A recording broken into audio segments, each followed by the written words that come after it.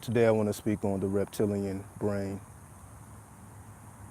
It is said that the most primitive aspects of the brain are reptilian.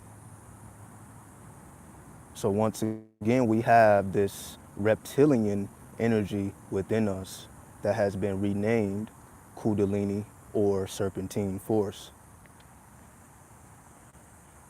Hence why this serpentine energy is the most feared, because all traditions that worshiped the serpent have been destroyed.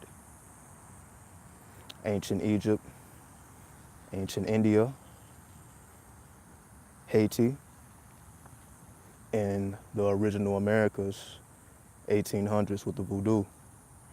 Anything that promoted the worship of serpents are demonized, even though we are primitive in our foundations and the most primal elements that compose us are reptilian. This takes us to the aliens, right? Reptilian, aliens, grays, so on and so forth. We understand that at the end of the day, the serpentine force is what liberates us. Without access to the serpentine force, we will be subjected to the board of the chess game. The king is the most important piece, although the king's movements are limited on the board. The queen is actually the most powerful, hence the Kundalini force is most easily recognized through the feminine principle, through women. On the chessboard, you can say the woman is the most powerful force. But the man, or the masculine force, although limited in this movement, the game doesn't end until the king is captured. So although the serpentine force is most recognizable in the feminine, it's most powerful in the masculine, but it is limited in its function. It's more powerful, but it's more limited to balance out the scales. So what does this mean? Whenever fear is pushed, you're going to always find a serpent, a snake, a dragon, so on and so forth. Anything to take you away from your foundations or your beginnings. I just spoke on the draconians yesterday, who were the alligators, the reptiles. This takes us to Soulbeck. Alligators are primitive. You know, dinosaurs, we don't really have to get into whether dinosaurs are real. But we know alligators are real, or the reptiles are real, the serpents, the snakes. They have been around since the beginning, I'm sure. What is the key element that we're missing? Because none of this is new information. However, even in the new age, you still don't really see a promotion of the serpent force in its fullest context. What do I mean?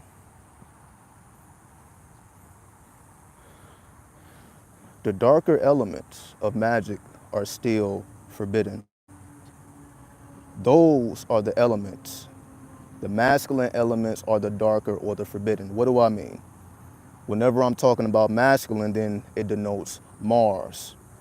Mars is denoting the demonic essence of reality. The demons correspond to Mars, right? Demons, Mars, masculinity. So this is what I'm speaking about. Demons, although very powerful, are limited, right? They have to be given a vessel or a body to operate in because they're powerful, but limited. You can say angels are not necessarily limited to that limitation. Angels you can say, they don't really need a vessel to operate. Why does a demon need a vessel, not an angel? Because the demons are more powerful, but they're more limited because of the power. Not because they're less powerful, because they're more powerful, so they have to be given a shell or an invitation inside. You have to give them a vessel. You have to give it power from within yourself. Your will has to bring it to life versus it having an existence in and of itself without your will. It is the will that brings forth the spiritual potency of the masculine principle. This is why we don't really hear or see the promotion of the masculine or the demonic, because it is more powerful. But why do we hear the negativity associated but not the positive associated with it? This goes back to blood and DNA and your roots. You have to tap into your family tree or your roots before you extend into other foundations or other tribes. You have to know what tribe you come from before you explore other tribes that you are not from, so that you don't lose yourself in the process of trying to find yourself. You have to ground yourself in who and what you are, so that from that perspective you understand everything else, instead of exploring everything and not having a solid foundation in what you're exploring. So we're not going to take up too much time. I encourage everyone to look up the reptilian brain or the reptilian mind. Look up the forbidden nature of serpent worship. Look up the forbidden nature of demons. All of these things are connected. So when you wake up the demons, when you give vessels to the demons, when you activate the serpentine masculine force, it is more powerful but more limited. Why? Because if you don't provide a powerful enough vessel, it can destroy the vessel that it occupies, not because of the power, because of the weakness of the vessel. So if you become the vessel, then you have to make sure that your vessel is up to par to deal with masculine serpentine force, which is more powerful once again, but more limited. So your vessel or your magic or your willpower has to be amplified. Hence, Mars denotes the willpower, the solar plexus, the sun within. The adrenaline glands, your willpower. The demons have to be commanded by your will. So the strength of your will is what moves the demons, because the masculine force is promoted through the masculine drive, through the demonic serpentine force that is forbidden, right? The sorcerers were known to make the poisons. If we go back to the Haitian Revolution, they, or the oppressors, were being poisoned. They were poisoning the water supplies. So they wasn't just going up shooting people in the head. They were poisoning the water supply, so they were afraid to even drink water because they thought they would be poisoned. That's a different type and level of warfare that the usual or the ordinary mind isn't really thinking about. Most people think about guns. If you think about war, you automatically think about guns and, shooting up. We're not really thinking about, okay, maybe you have to poison something. Let's go to the underworld and use the resources of the earth to accomplish our task, versus battling on the third dimensional realm like the oppressor battles. Let's not fight them on their realm. Let's take it to the quantum realm. You will notice in the 90s, the government went into Haiti in the 90s, and the soldiers that went into Haiti started to shoot themselves with their own guns. They thought it was magic and voodoo. They left. They didn't stick around to find out the source of what was going on. You can also look this up. U.S. government entered Haiti, 1994, so on and so forth. All these things could be researched on your own time. So these magic men, these sorcerers, these necromancers, these masculine serpentine workers are the ones who promote fear, because they battle on a different playing field than the oppressor or anyone who has a limited perspective is knowledgeable of. If you think, you're going to poison the whole McDonald's supply, for example, how many people you think will die because of that's their daily diet? And they had no idea that was the source of the poisoning.